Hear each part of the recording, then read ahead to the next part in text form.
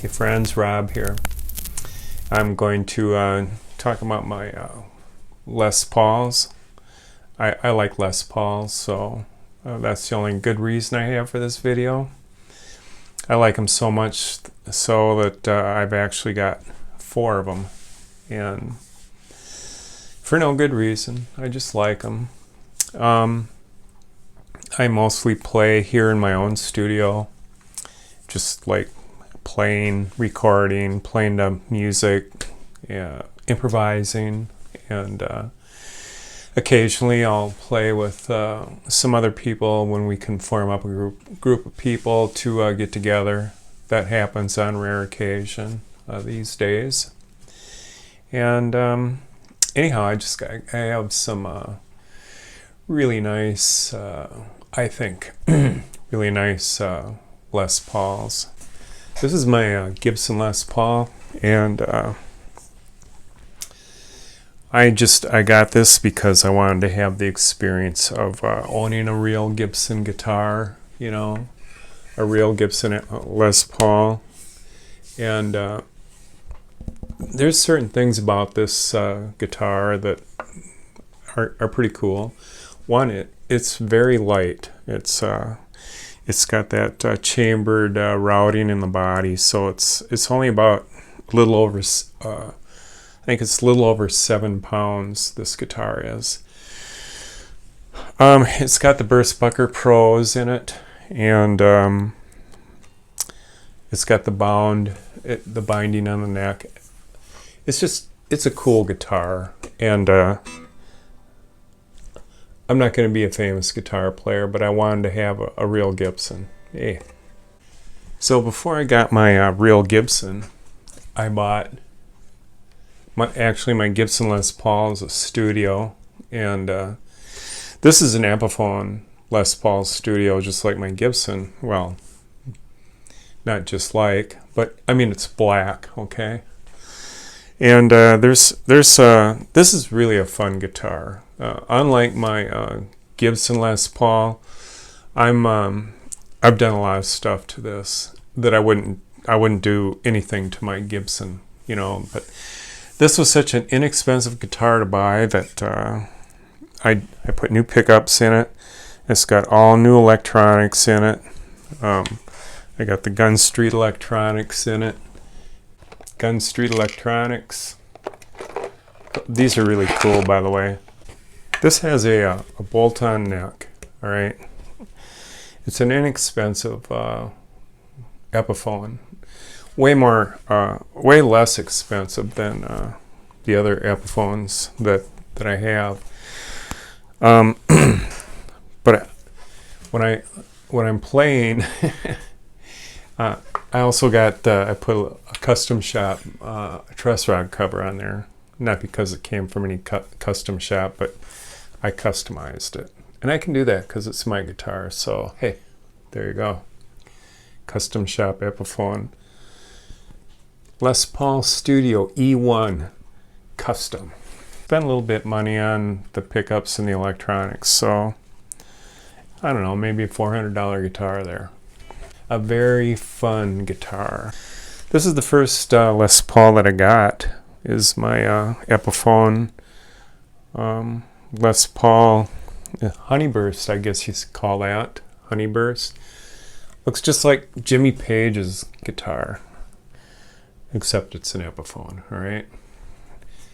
Deal with it. This one is called Les Paul Standard Pro. And I think it said it was a plus top pro or something like that. But this was right around $500, $525 for this. And I've had this for a few years now. Let's see, what year is this thing? 2017, I think, maybe. I got this. Anyhow, I love this guitar. Looks good. It's fun to play. When I play with my friends in a group, they like this guitar a lot. They think it sounds really cool, and it's a Les Paul, so I like it. I like playing a Les Paul. I like humbuckers. I like the shape of the body of a Les Paul. something about the way that it's the shape of it and everything. Just I love Les Paul. So this was my only Les Paul for quite a while, and this is the one that really got me hooked on the idea of playing Les Pauls. This one I want to talk about a little bit in a little more detail. So this is a beautiful guitar.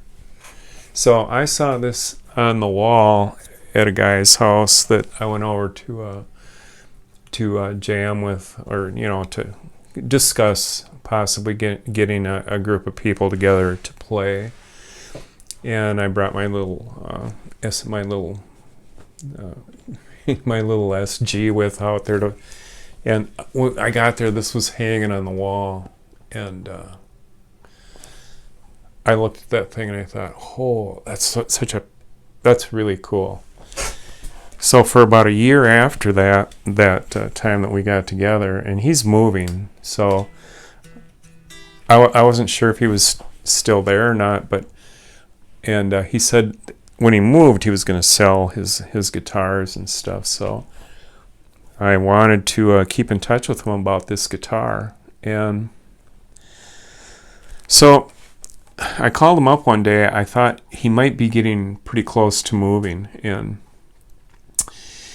so what I did was I said I knew he was kind of favoring my Epiphone SG Pro. That's really a nice guitar too. I really liked that guitar, and so I sent him a picture of it, and I said, you want to trade the SG for your Epiphone? And he said, yeah, come on out, bring it out, and we'll check them out, and we'll trade. So we did. I went out and I put this in the case and brought it home, and I took the strings off and put new strings on. While I was doing it, I noticed that the pick guard still had the shipping film, protective shipping film on it, and I started looking at this thing and I thought, and it's a 2003 Epiphone Les Paul. This thing hasn't hardly been touched, and it's a 2003. This one actually was made in Korea, and my Honeyburst one was made in China. This this one was made in Indonesia. The Epiphone studio, and of course my Gibson was made in I think at the Nashville plant in the USA. This is a Korean one, and I've been playing this a lot, and I really like it. It's kind of weird that the strap button on this is so close to the neck. I had to buy a new strap that fit in there. The other ones are about here, so there's a lot of room for a strap on them. But what a gorgeous guitar. And of course, it's a Les Paul, so I'm kind of partial to it. And it's my most recent acquisition, and the thing that blows me away is it's like a brand new guitar, and and it's from, well, it's 22 years old and it's brand new. My new Gibson Les Paul has more wear on it because it's got the nitro finish on the, it's a nitrocellulose finish, whereas these are polyurethane. But this is my most pristine Les Paul. I mean, the frets are, well, now that I've had it for a while, I've been playing it, and I'm starting to, the frets are starting to get, I've only had it for about, 3 weeks or something, and I'm starting to see a little bit of play wear on the frets already, so I like to play them. This one is called, I researched it a little bit, and they called this washed whiskey burst, and it's kind of a rare color, I think. It's not a what do they call it, a sunburst or anything, like it's not. It's not a real red-orange guitar. My friend said it looked like a tobacco burst or something like that. But I guess they call it a bourbon burst or a washed whiskey burst, and it's just. So when I was setting it up and putting new strings, that's a real maple cap on there too. Just well, so is my Chinese one too. Is also a real maple cap on there, a carved maple top, just like this one. So, yeah, Les Pauls. I like them. Now, does it have to be a Gibson to be a good guitar? Well, not for me, but I know some of you are probably thinking I just got a bunch of, crappy guitars. But they're all mine. I like them a lot. And I traded a really nice guitar to get this one. And so I'd like to get an SG someday, but I'd like to get maybe a Gibson SG. I still have an SG.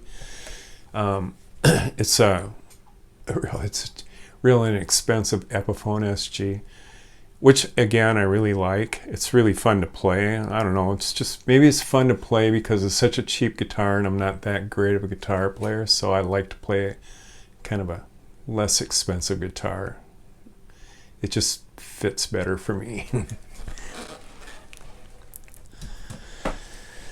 So that's my story about my Les Pauls.